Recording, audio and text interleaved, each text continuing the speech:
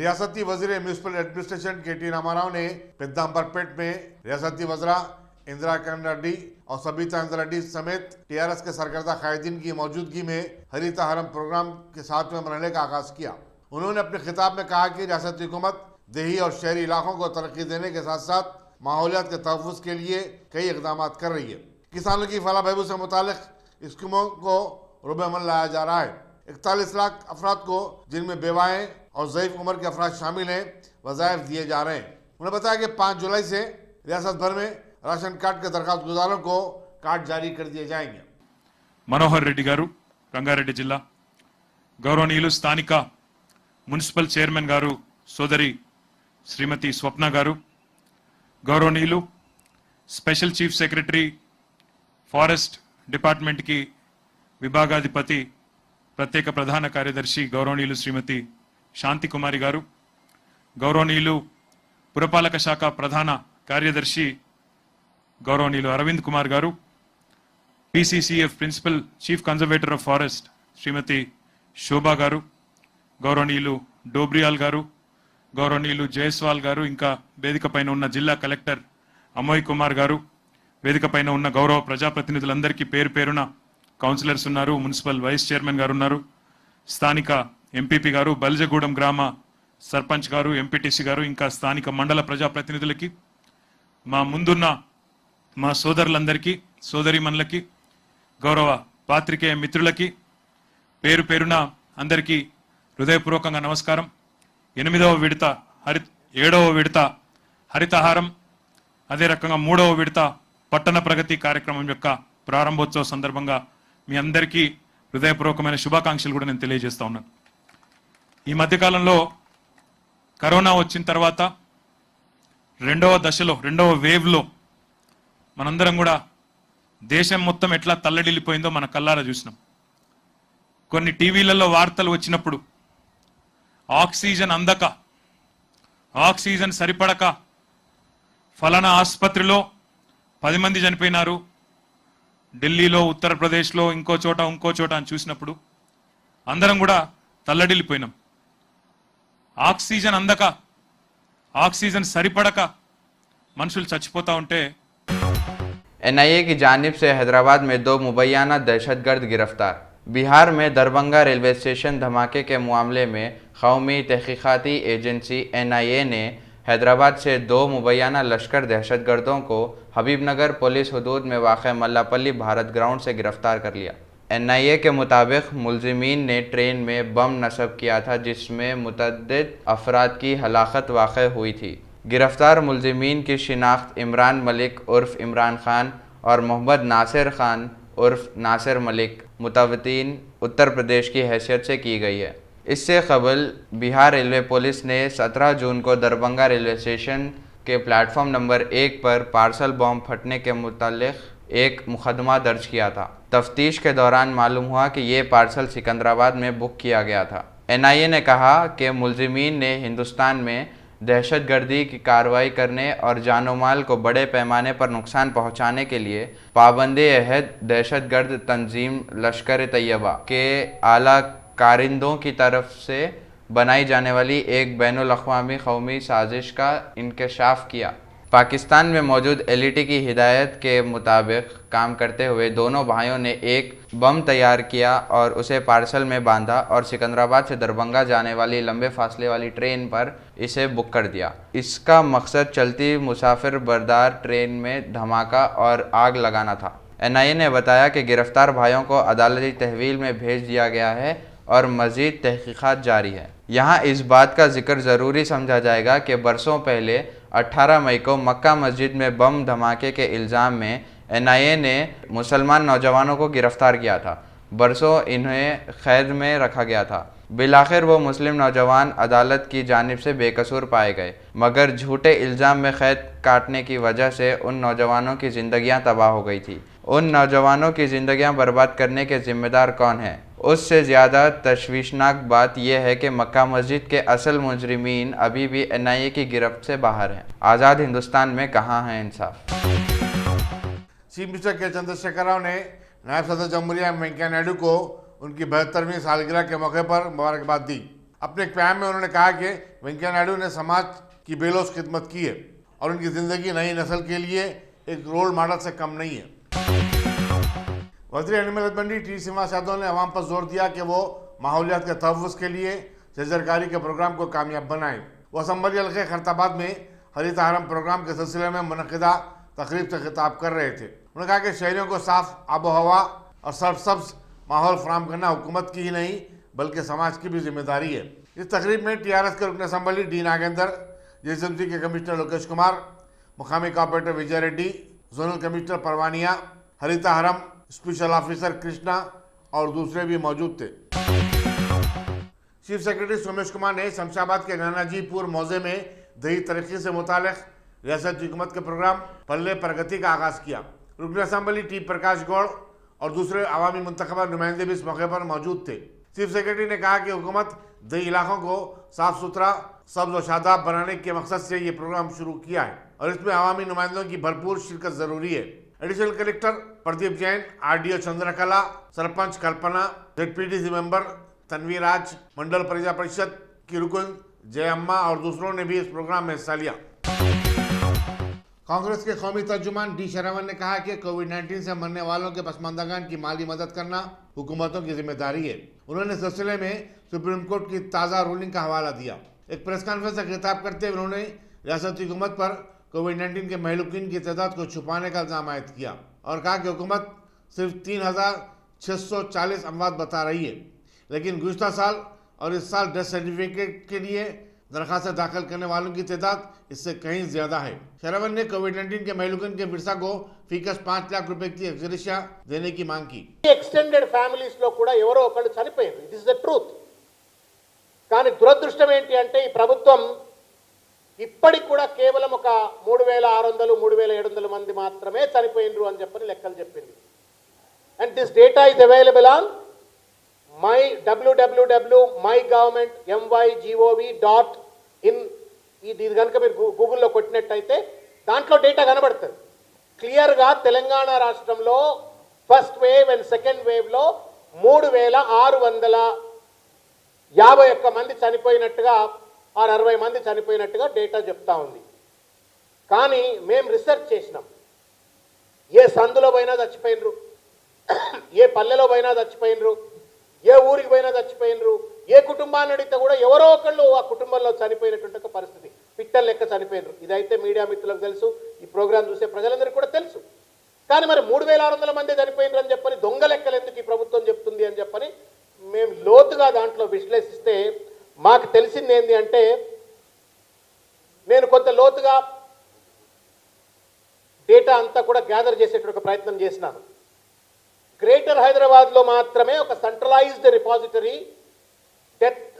Death record సంబంధించినటువంటి centralised repository ఏదైతే ఉందో అది జిహెచ్ఎంసీ పరిధిలో గ్రేటర్ హైదరాబాద్కు సంబంధించినటువంటి ఒక చావుల వివరాలు మాత్రమే అందుబాటులో ఉన్నాయి. కానీ 2/3 జనాభా ఉన్నటువంటి మొత్తం తెలంగాణ అంటే రూరల్ తెలంగాణ కావచ్చు, జిల్లాల్లో కావచ్చు, చావులకు సంబంధించిన ఒక డేటా ఇప్పటికి కూడా పూర్తి స్థాయిలో centralized repository is not accessible. Which means ఎవరికి ఎంత చనిపోయారో తెలియదు. కానీ పిట్టల లెక్క చనిపోయారు. ఏ ఊర్లో కూడా శ్మశానాలు ఖాళీ లేకుండా ప్రజలందరూ చనిపోయిన పరిస్థితి. ఈ డేటాను మేము గ్యాదర్ చేసినాం.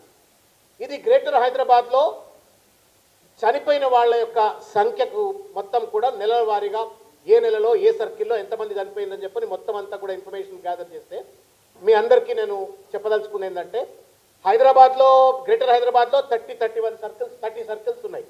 కానీ డెత్ రిపోర్ట్స్ ప్రజెంట్ చేయడం కోసం మాత్రం కేవలం 18 సర్కిల్స్లో మాత్రమే డేటాను క్లాసిఫై చేశారు. అంటే ఈ 30 సర్కిల్స్లో చనిపోయిన వాళ్ళ వివరాలు 18 సర్కిల్స్లో, పాత సర్కిల్స్ కావచ్చు, 18 సర్కిల్స్లో పొందుపరిచినారు. దాని ప్రకారంగా కనుక డేటా తీసుకున్నట్టయితే 1 జనవరి నుండి 31 డిసెంబర్ 2020 వరకు, 2020 సంవత్సరం జనవరి నుండి మొదలుకుంటే డిసెంబర్ 2020 వరకు 76,375 మంది చచ్చిపోయినారు. అదే మళ్ళా 1 జనవరి నుండి 30th జూన్ 2021 వరకు, నిన్నటి వరకు 30th జూన్ 2021 కనుక లెక్క తీసుకున్నట్టయితే 47,472. Please understand, last year the death number is 76,375. This year till 30th June The number of people died under the limits of the Greater Hyderabad are 47,472. ఇది సంఖ్య. ఇది ఎవరు హాస్పిటల్లో చనిపోయిన వాళ్ళ సంఖ్య కావచ్చు, లేకపోతే నాకు డెత్ సర్టిఫికేట్ కావాలా అని చెప్పని అప్లై చేసుకున్న వాళ్ళు కావచ్చు. There can be enumerable number of people who would have not applied for the death certificate. అంటే జిహెచ్ఎంసీలో డెత్ సర్టిఫికేట్ అప్లై చేస్తే మాత్రమే. रियासती हुकूमत अदालती अहकाम का एहतराम नहीं करती और यही वजह है कि रियासती नज़ोनस्क के कई अहदेदार तहरीर अदालत के मुकदमात का सामना कर रहे हैं। इनमें कई महकमात के प्रिंसिपल सेक्रेटरीज, जिला कलेक्टर्स, पुलिस के आला अहदेदार और तहसीलदार वगैरह शामिल हैं। चीफ सेक्रेटरी सोमेश कुमार 290 से ज्यादा केसेस में अदालत में हाजिर हो रहे हैं और इनमें से कई केसों में उन्हें तहरीर अदालत की कार्रवाइयों का सामना है। Telangana public service commission, women's commission समेत कई इदारों की हुकूमत ने अदालत की फिटकार के बाद ही तश्कील जदीद अमल में लाई है। इससे अंदाजा होता है कि हुकूमत अदालतों के झंझोड़ने के बाद ही हरकत में आती है। पेट्रोल की कीमतों में मुसलसल इजाफे के बाद अब खुर्दनी तेल और दूध की कीमतों में इजाफे के साथ साथ LPG सिलेंडर की कीमत में 25 रुपए फी सिलेंडर की बढ़ोतरी हो गई है। कीमतों में इस इजाफे से आम आदमी का बजट 1 जुलाई से उथल पुथल हो चुका है। इसी दौरान बैंकिंग खिदमात पर भी अब सार्फिन को जायद चार्जेस अदा करने होंगे। ATM से पैसे निकालने पर भी उन्हें जायद फीस अदा करनी होगी। SBI ने सार्फिन को दी जाने वाली चेकबुक पर जायद चार्जेस लगाने का ऐलान किया है। कोरोना वायरस के चलते महंगाई में बेतहाशा इजाफे ने आवाम की जिंदगियों को अजीरन बना के रख दिया है। गवर्नमेंट रेसिडेंशियल क्वार्टर्स अकबरबाग की जगह IT हब तामीर करने की तजवीज़ के चलते Telangana state industrial infrastructure corporation, road and buildings और JSMC के अहदेदारों ने इसका मुश्तरका सर्वे किया। मलकपेट के मजलिसी रुकन असम्बली अहमद बलाला, अकबरबाग के कॉर्पोरेटर सैयद मिनाजुद्दीन और सरगम मजलिसी कायदीन भी इस मौके पर टीम के हमरा थे। बीबी कैंसर हॉस्पिटल मलकपेट में यौम डॉक्टर्स के मौके पर एक तकरीब मुनक्किद हुई। वज़ीर दाखिला मोहम्मद अली ने कोरोना वायरस के चलते डॉक्टरों की खिदमत को नाकाबिल फरामोश करार दिया और कहा कि यही वजह है कि डॉक्टरों को समाज में एक ऊंचा मुकाम मिला है। मुल्क के नामवर फिजिशियन डॉक्टर B चंद्र राय की याद में, जो मगरबी बंगाल के चीफ मिनिस्टर भी रहे, यौम डॉक्टर्स मनाया जाता है। महमूद अली ने कहा कि रियासती हुकूमत ने सेहत के शोबे के लिए काफ़ी बजट मुख्तस किया है और आवाम को इलाज मुआलजे की सहूलतों की फराहमी पर तवज्जो दी जा रही है। हमारे लिए बड़ा अहमियत का दिन है, क्योंकि आज का दिन डॉक्टर्स डे मनाया जाता है। आज मैं बीबी कैंसर हॉस्पिटल आया हूँ। बहुत से डॉक्टर्स को अवार्ड दिए गए। यकीनन हमारे लिए डॉक्टर बड़ी अहमियत के हामिल होते हैं। खुदा के बाद बंदे को जो बचाता है तो डॉक्टर ही बचाता है। डॉक्टर प्रोफेशन बड़ा इम्पॉर्टेंट प्रोफेशन है और उसके लिए ख़ास तौर से बीबी कैंसर दवाखाने के CEO साहब को, सैयद इलियास खान साहब को और हमारे यहाँ के डायरेक्टर साहब को और तमाम यहाँ के दवाखाने के जितने डॉक्टर्स हैं जो इनका अमला है, उनको दिल की गहराइयों से मुबारकबाद देता हूँ। आज उन्होंने एक छोटी सी तकरीब रखकर डॉक्टर्स डे पर डॉक्टरों को अवार्ड दिया गया, तो जितने अवार्डी से उनको भी मुबारकबाद देता हूँ। बीबी कैंसर हॉस्पिटल आज से 35 साल पहले यहाँ खोला गया था, जब इस पुराने शहर में कोई दवाखाना खोलने का सोच भी नहीं सकता था। मगर इन लोगों ने ख़ास तौर से पुराने शहर के लोगों की और तमाम लोगों की खिदमत के लिए, और जो लोग दवाखाने खोलते तो नए शहर में खोलते थे क्योंकि वहाँ पे लोगों के पास रेवेन्यू होता था। पुराने शहर के लोग रेवेन्यू नहीं दे सकते, उतने बिल नहीं भर सकते, मगर उस ज़माने में दवाखाना खोला गया, काफ़ी लोगों की खिदमत की गई। मैं मेरी की तरफ जानिब से मैं बहुत मुबारकबाद देता हूँ दवाखाने के जितने अहम शख्सियतें हैं जो इस दवाखाने में रात दिन मेहनत कर रहे हैं, लोगों की खिदमत कर रहे हैं दिल की गहराइयों से। और कैंसर इलाज आजकल बहुत कॉमन हो चुका है, मगर इलाज का आज इलाज भी हो रहा है। साबिक़ा में आदमी को अगर कैंसर है तो आदमी ऐबत से ही मर जाता था, और आज अल्लाह के फजल करम से बहुत रिसर्च हुआ है और ख़ास तौर से बीबी कैंसर हॉस्पिटल में एक से एक आला मिशनें लाए गए यहाँ पर, जिससे उनको फिजियोथेरेपी के लिए बहुत अच्छा ट्रीटमेंट चल रहा है। उसके लिए मैं दवाखाने के तमाम मैनेजमेंट को, CEO साहब को गहराई दिल की गहराइयों से मुबारकबाद। कमिश्नर पुलिस अंजनी कुमार ने गोलकुंडा पुलिस स्टेशन में खवातीन की काउंसलिंग के एक मरकज का इफ्तिताह किया। सिटी पुलिस और हैदराबाद सिटी सिक्योरिटी काउंसिल के वॉलंटियर्स इस मरकज को चलाएंगे। उन्होंने बताया कि गोलकुंडा पुलिस स्टेशन का पायलट प्रोजेक्ट की हैसियत से इंतखाब अमल में आया है। बाद में दूसरे तमाम पुलिस स्टेशनों में भी ऐसे मराकज कायम किए जाएंगे। इस सेंटर का मकसद मुसीबत ज़दा खवातीन की काउंसलिंग और उनके नज़ाई मामलात की यकसुई करना है। Additional commissioner police crime Shikha Goyal और additional commissioner law and order DS Chauhan और दूसरे अहदेदार भी इस मौके पर मौजूद थे। कोशिश यही होनी चाहिए कि बातचीत के जरिए समझ के एक दूसरे को जहाँ तक हो कि बिना केस मुकदमा के ही इशू को सॉल्व किया जाए, यही हमारी कोशिश होनी चाहिए और इसमें सभी लोग को मिलकर काम करना है। लेकिन इसका मतलब ये नहीं कि अगर कोई विमेन के ऊपर, खवातीन के ऊपर एट्रॉसिटी कर रहा है तो उसको बर्दाश्त करें, नहीं, वो भी नहीं। सबसे पहला करेज, सबसे पहला हिम्मत और हौसला उसी को माना जाता है जो किसी भी इनजस्टिस के खिलाफ आवाज उठाए, और ये हम सब का हक है। और इस सब में ये हमारी जिम्मेवारी भी है कि अगर किसी को हम, हमारे नज़र के सामने, हमारे नॉलेज में अगर किसी के ऊपर ये एट्रॉसिटी हो रहा है तो उसको फ़ौरन रोकें, उसके खिलाफ कार्रवाई करें। इन्हीं सब के लिए आपके सर्विस में, आपके सेवा के लिए, आपकी सिक्योरिटी के लिए स्त्री काउंसलिंग सेंटर आज यहाँ शुरू हुआ। दोस्तों, पुलिस डिपार्टमेंट का रोल केवल क्राइम प्रिवेंशन और डिटेक्शन का नहीं है।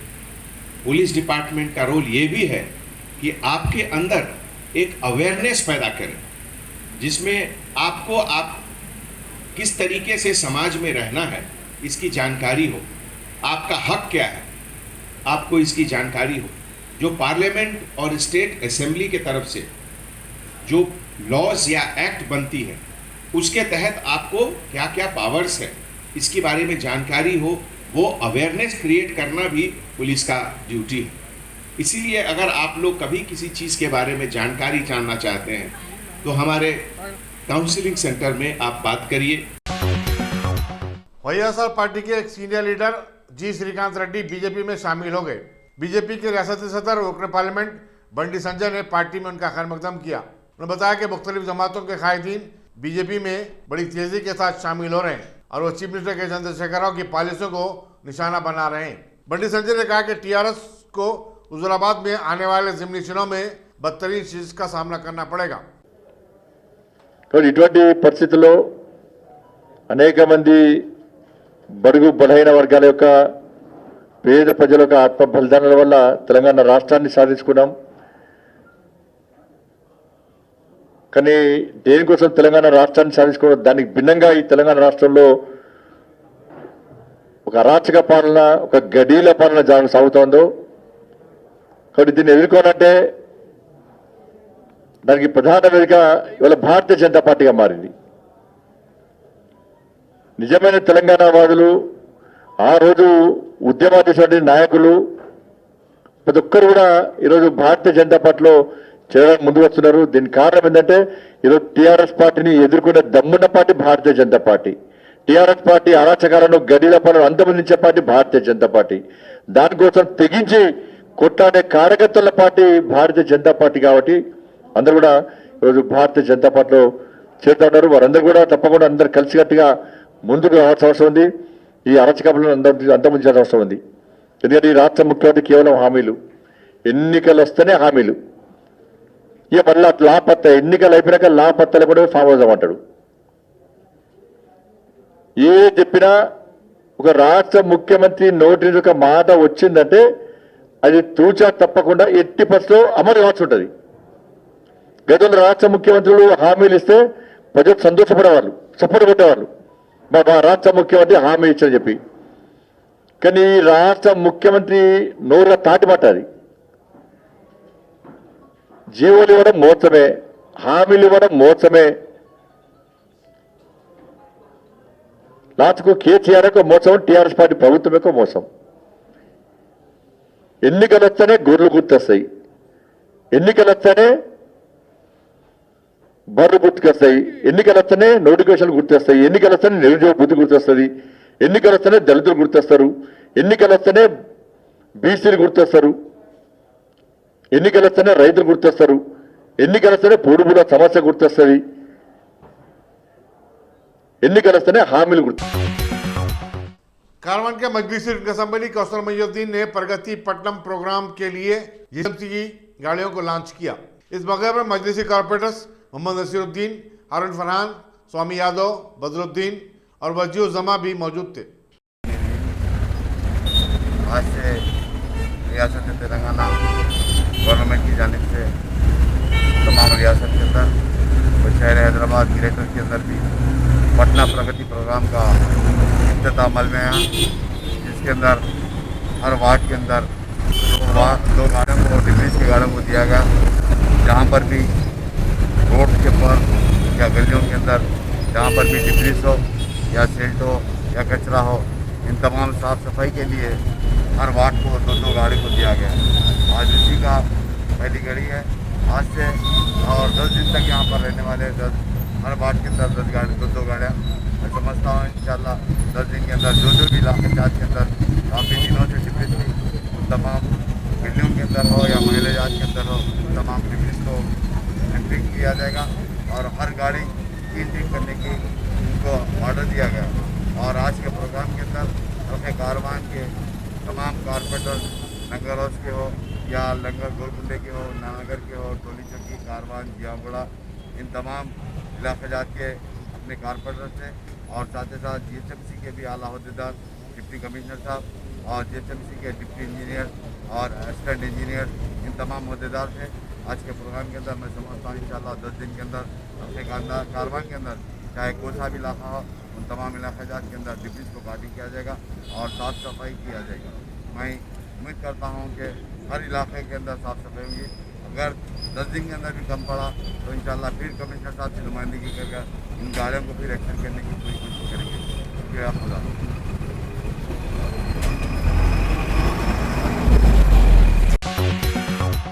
रजाकाराना तंजीम हिल प्रोजेक्ट चलाने वाली एक 16 साल लड़की एम संदूजा ने दवाखाने उस्मानिया को 2 कंसंट्रेटर का हथियार दिया है। उन्होंने सुपरिटेंडेंट डॉक्टर बी नागेंद्र से मुलाकात करके ये कंसंट्रेटर उनके हवाले किया। उन्होंने बताया कि कोरोना वायरस की दूसरी लहर के दौरान ऑक्सीजन की शदीद किल्लत महसूस की गई थी। चुनाचे उन्होंने अपने रिश्तेदारों और दोस्त अहबाब से मिलकर 1,53,000 रुपये जमा किए थे। रियासती हुकूमत ने 1 जुलाई से 18 साल की उम्र के तमाम अफराद को कोविड-19 के टीके देने का फैसला किया है और इस सिलसिले में दोनों शहरों हैदराबाद सिकंदराबाद में 100 से ज़ायद मराकज़ कायम किए गए। GHMC अब तक सिर्फ 45 साल की उम्र के अफराद को टीके देने का इंतजाम कर रही थी। डायरेक्टर मेडिकल एजुकेशन डॉक्टर के रमेश ने यौम डॉक्टर्स के मौके पर डॉक्टर बिरादरी को मुबारकबाद दी और कोविड-19 की लहर के दौरान उनकी खिदमत की सितारिश की। उन्होंने कहा कि इंसानी जिंदगियों को बचाने डॉक्टर्स हर मुमकिन कोशिश करते हैं और उन पर हमले यकीनन काबिल मज़म्मत हैं। मैं पहले तो आपको शुक्रिया बोलता हूँ। ये जब से ये कोविड का मसला स्टार्ट हुआ, पूरा मेडिकल कम्युनिटी खास तौर के डॉक्टर जो है उनका जान का भी परवाह नहीं करके जो ट्रीटमेंट दे रहे, उनके फैमिलीज़ भी इन्फेक्ट हुए सो है, वो भी काफ़ी लोग हॉस्पिटलों में एडमिट हुए और काफ़ी लोग जान भी गंवाए सो है। पर फिर भी पब्लिक को जो जिसको कोविड आया उनको ट्रीटमेंट देने के लिए वो हर दिन सुबह शाम ये काम करते हैं और सही भी उन लोगों को सबको मैं मुबारकबाद देना चाहता हूँ। ये जो इतना नेक काम कर रहे और उनका जान का भी परवाह नहीं करके जो ट्रीटमेंट दे रहे सबको, इससे कितने की हज़ारों में पेशेंटों की जान बचाए सो है। सो ये डॉक्टर्स डे जो डॉक्टर BC रॉय भारत रत्न है, वो जो वेस्ट बंगाल के चीफ मिनिस्टर थे, उनके नाम पे रखे सो है ये, और इसके ऊपर थोड़े अवार्ड्स भी देते BC रॉय अवार्ड वगैरह।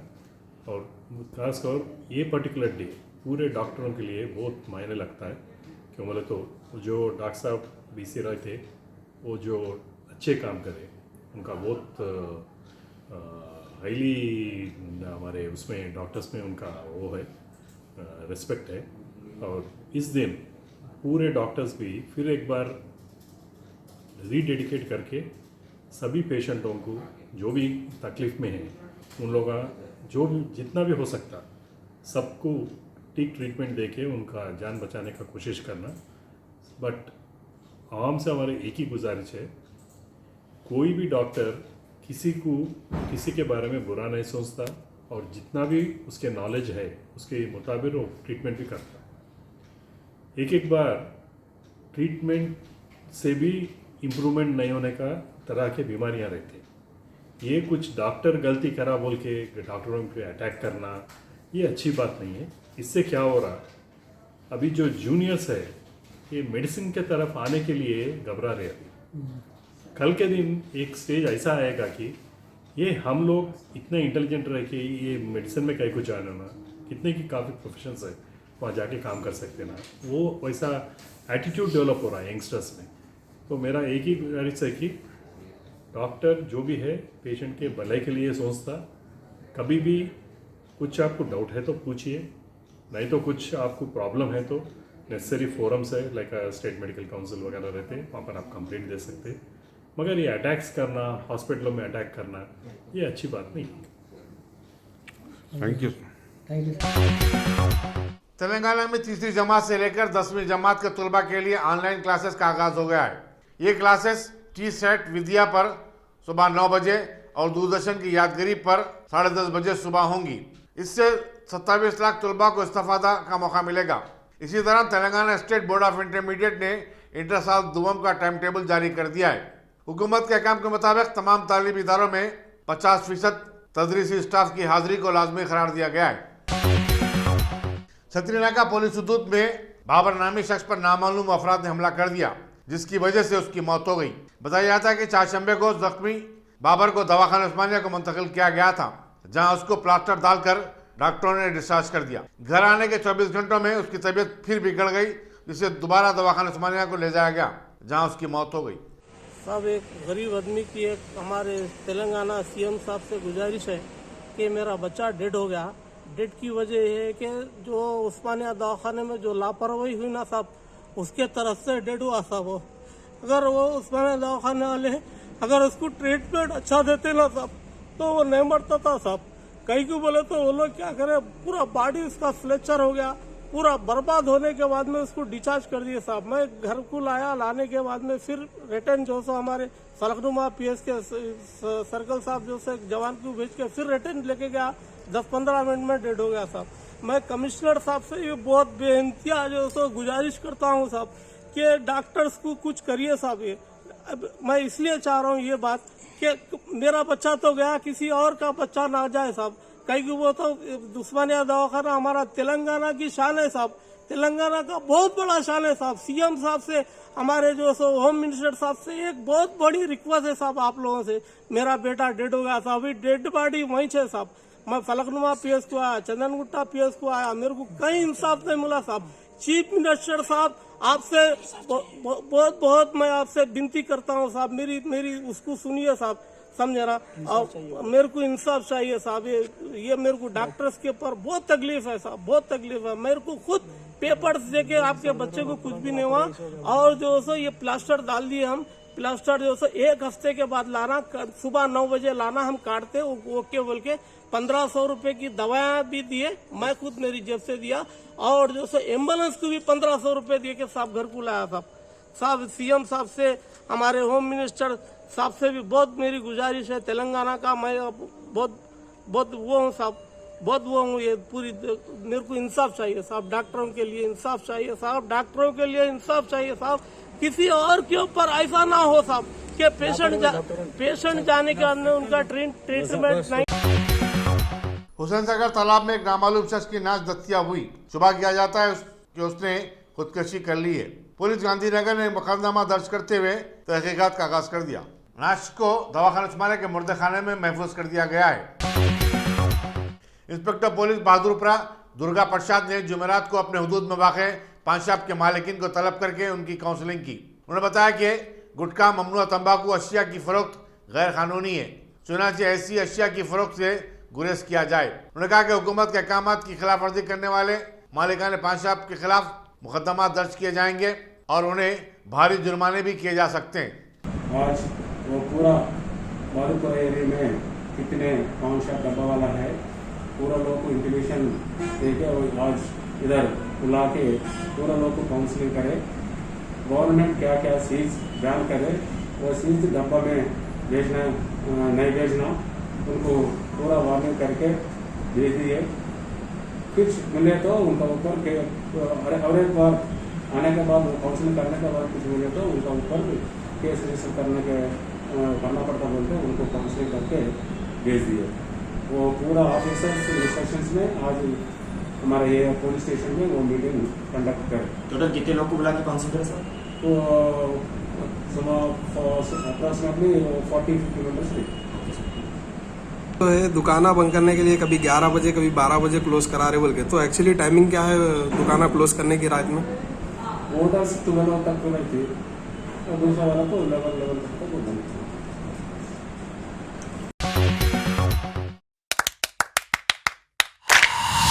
Dynamic Success the Junior College.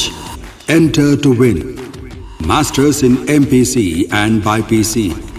Integrated coaching for NEET, IIT, JEE. Separate block for girls. Better coaching, better planning, better environment with better results. Opposite Madanapet Mandi, Saeedabad, Hyderabad. Phone 04029701124. An Institute of Success Schools.